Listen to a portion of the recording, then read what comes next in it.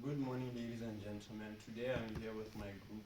Kamoretso Thaetse, Laone Musenene, Thabiso Nawa, Mata Bolokang, Utile Dintwa, and Waruna Mukoka. And today we'll be taking you through the analysis of the food hall department in Francistown Foodhall of Kula Retail.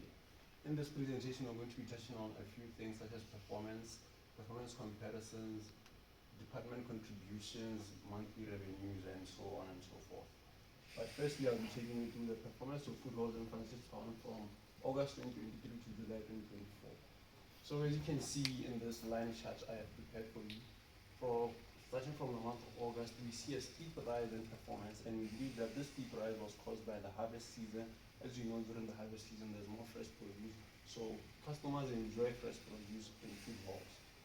And as you can see, as we left the harvest season and we entered towards the festive season of the year, we see a significant drop from the month of September to October, and then another steady drop towards the month of January.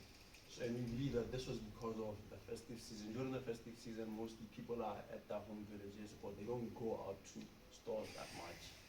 So from January to March, we see another stable rise in performance, and we believe that this stable rise was because incomes were coming to a stable level since people were coming from the festive season, which is proved by from March to May there's a huge steep in performance, and we believe that because there was moderate income levels from many households, so people could afford to go out and buy produce from food halls and other things. And then from the month of May to June, we see a steep fall in performance, and we believe that this was because of the winter season. Usually during the winter season, most people are in their homes, they don't go out that much. So for the whole performance, the standard deviation for the performance was 1,166.66, which shows that there's a more consistent performance in the food halls, and the mean for the performance was 4,736.16. So thank you. Next I'll be giving the floor to Biamorezo to take you through the sales trends. Good day. Long-term performance analysis of the Francistown Foodhall sales. Starting off with 2018. 2018 recorded a peak of 123,386 food. In 2019, sales dropped to 76,737, which was the lowest performance, and sales dropping by a minus 40%. And this was likely caused by the COVID-19 disruptions. In 2020, we see a slight rebound to 83,000, which is still far away from the 2018 revenue peak. However, it is indicating a slow recovery with an increase of 9% from the 2019 period. In 2021 and 2022, we see a strong recovery with a rise to 114,000 and then 117,000, which suggests a return to the near normal retail operations that was noticed before 2019. In 2023, we had a slight drop to 118,000, which was likely caused by consumer cautions that could be caused by macroeconomic factors like inflation. And in 2023, sales dropped by 4%. The yearly average sales for Francistown Foodhall is 108,078 food. And as for the standard deviation, it was 19,815, which confirms a moderate to high variability in annual sales. Moving on to performance comparisons between departments in the Francistown store. When compared to other departments, Foodhall is ranked first with a contribution of 25%, generating a quarter of the total revenue. The lowest performing department is stationery with a contribution of 3%. And this could be directly linked to the fact that consumers are always in the market every day looking for food, and however, stationery tends to be seasonal.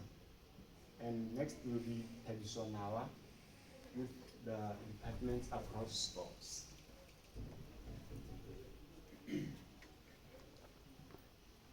Good day, ladies and gentlemen. I will be presenting on the inter-store comparison. We today we are talking about Francistown Foodhall versus other stores. According to the bar graph shown, Francistown Foodhall ranks second in terms of revenue performance. Favoroni Foodhall dominates due to large population base and urban dynamics. However, Francistown Foodhall shows competitive efficiency given its market size. Secondly, revenue data from 2023 to 2024 indicates that Francistown outperformed Maun, Foodhall, Palape, Monepolo, and Roberts due to stronger supply chain logistics and more aggressive promotional campaigns. The mean for this bar graph is 14.6 million pound. This means that each store, including Francistown Foodhall store, generates around 14.6 million in revenue. Standard deviation is 3,032,000 pound, and this means that there is moderate variability. Now I'll hand over the presentation to Martha Boloka. Thank you. Thank you, Tabisonawa. Good morning, ladies and gentlemen. I'll be taking you through the Foodhall monthly revenue trends from 2017 to 2023. First of all, we have noticed spikes throughout the year on September, the month of September, with an average of 5,201. Following then is the dips in December, which is an average of 3,365. This is because during September, these are school holidays and there's incoming traffic. As a result, we take the opportunity to do seasonal promotions that allow us to make more money from the consumers. And then due to the dips in December, during December, the reason why they don't purchase as much is because they are recovering financially from their spending during the school holidays. And then following 2018 has the highest total income with 63,963. And then following then is 2019 with the lowest of 38,368. This is because in 2019 we experienced a COVID-19 crisis. This has resulted the economy to slow down and national lockdowns to appear. This means that people cannot go outside and purchase our goods from our stores. So then the range between the two created a loss of up to 25,268. So we then move on to 2021. During 2021, that's when we started to recover, bring back normalcy. There were fluctuations during the market or the income. So all the way until 2023, which has even more higher fluctuations due to cases of inflation, increase in price fuels, as well as new markets that arise, the competition. I'll then pass over the presentation to my fellow colleague, Lionel Sears. Thank you. Good day. I'll be taking you through our choosing department's contributions towards the overall sales of the store. Now, each and every department has made substantial contributions towards the overall sales of the store, and out of a percentage of 100%, the food hall department is the highest contributor with a percentage of 17%, which in currency is around 113,668. The second highest department is entertainment with a percentage of 16%. Now, there are multiple factors that can be taken into consideration as to why the food hall department is the highest contributor. Firstly, high purchase frequency, as things like groceries and snacks are bought regularly, unlike items like stationery or accessories. Secondly, there is impulse buying, where strategically placed grab-and-go items can lead to unplanned purchases. And the last one is wide customer appeal, as food appeals to every customer demographic. From snacks to gourmet, there's anything for anyone. I'll now be handing over to my colleague Warna Mokoka to take you through market projections and the future potential. Thank you, Laonet. Good day, ladies and gentlemen. Today I'll be taking you through market projections and future potentials. Under future potential, we have our first point, which is home delivery and e-commerce. This point mainly talks about online services such as ordering and purchasing from our store, which will also be providing home deliveries to our clients. We We have our another point, which is healthy and organic lines, followed suit by another point, which is loyalty and reward programs. Fuller Retail Store will be introducing a reward system, which is going to give our customers a store discount on the products they have purchased from the store. We are moving on to threats. Our first threat is inflation, followed suit by our competition from other retail stores. I'll be moving on to market projections. Our market projections we have made is growth rate. We've seen or we've predicted that our growth rate will be decreasing by 6.75% for the next 3 years. And our other market projection is customer trends. We have made an educated guess that our customers or our customer trends will shift towards organic and healthy foods. I'll be moving on to our departmental forecast. On our departmental forecast, we can see that from 2025 to 2027, we have experienced a decrease, or we predicted that there is a decrease on the stock. We've also come up with reasons why this could be, which is unforeseen circumstances such as tariffs that can be imposed by other countries towards us, which can make it or cut ties between countries, making it hard to find suppliers.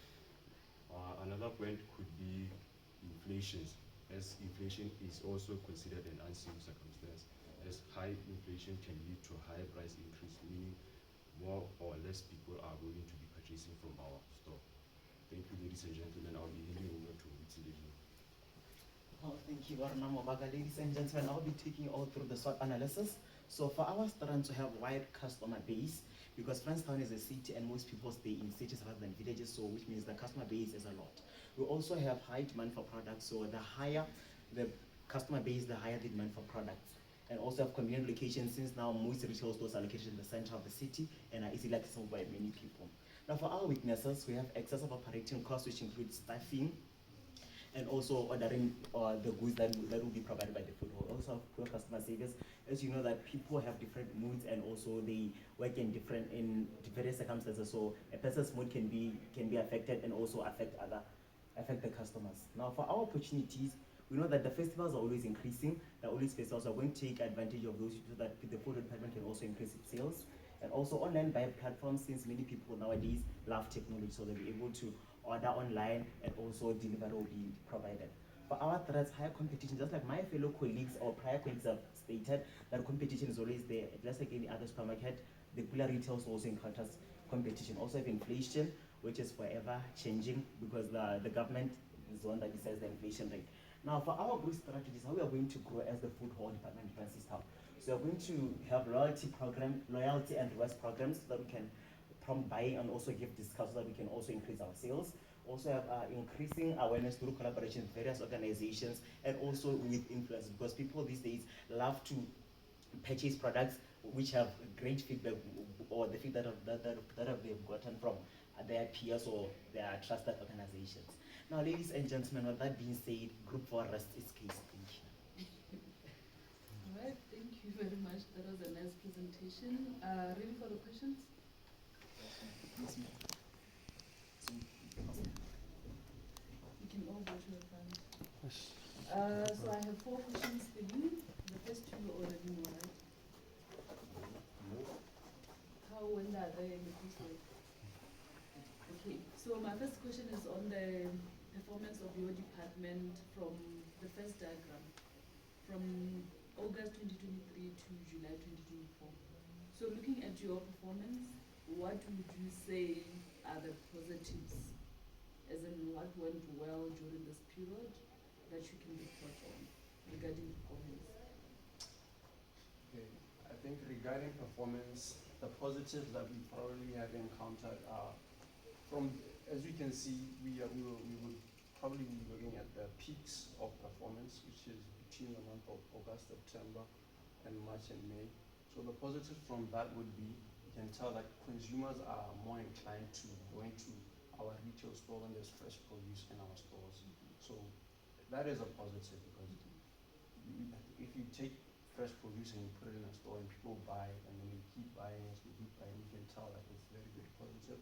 And then here there was a very, very negative streak, but then as you see, when people get back to their normal purchasing power and they have the right income, they do come to your store and they do purchase more products from your store, which we can see here, it leads to a very, very steep increase in performance.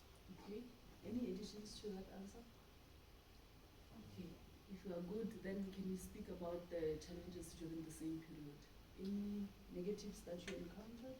The challenges from the month of October to the month of January, we see a very, very steep fall in performance, and we believe that this is because people are going into the festive season, and into the festive season they spend money on a lot of unnecessary things which are most likely not food. So that's a very huge negative, because obviously they're not gonna go to the retail, to the food hall to buy their food. They usually go to restaurants, they go back to their home villages, they do most of that stuff. And then when it comes to the winter period, we realize that the winter period is also a negative, because since we haven't implemented strategies such as online buying and e-commerce, it's difficult for consumers to leave their homes when it's cold and go to the food hall and buy goods. Okay. And And then- can I make an yeah. addition on that? And looking at the months of from October to around December, the reason why there's also a steep decline is because our food hall department is in the Francistown store. So since people tend to move out during holidays to go to their home villages, there are less sales into the store, coming to the store. Okay, good. And then my third question is on your e-commerce strategy. So seeing that there are so many emerging technologies and globalization aspect, what is your e-commerce strategy? Our e-commerce strategy, we're talking about home delivery and e-commerce strategy. On our e-commerce strategy, we want to make a website so that our customers can buy from the website, or create an app which can give our customers a variety of products they can buy from the website or from the app, giving them a chance to order or be at their residence. Yes. Okay. Any additions to that?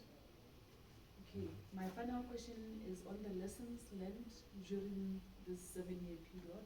What are some of the lessons that you have learned that you are carrying forward to the next performance period as a department? Both positive and negative lessons. So the lessons we have learned so far during the 7 periods, like the sales are ever fluctuating and the market is always changing. So we want to, as my colleague has stated, the app. So we want to also use promotional methods so that we can keep the sales going. So that even when the economy is low, we try to provide those goods that can suit their budget, and also more especially specialize more on home cooked, because those ones are not expensive as compared to the imports. Okay. Anything to add? Okay. If there's nothing to add, thank you very much for your presentation. Please go and prepare your video and send me the YouTube link by the end of day today. Thank you. The link is going to my email. The rest of the documents are going to turn it in. Thank you.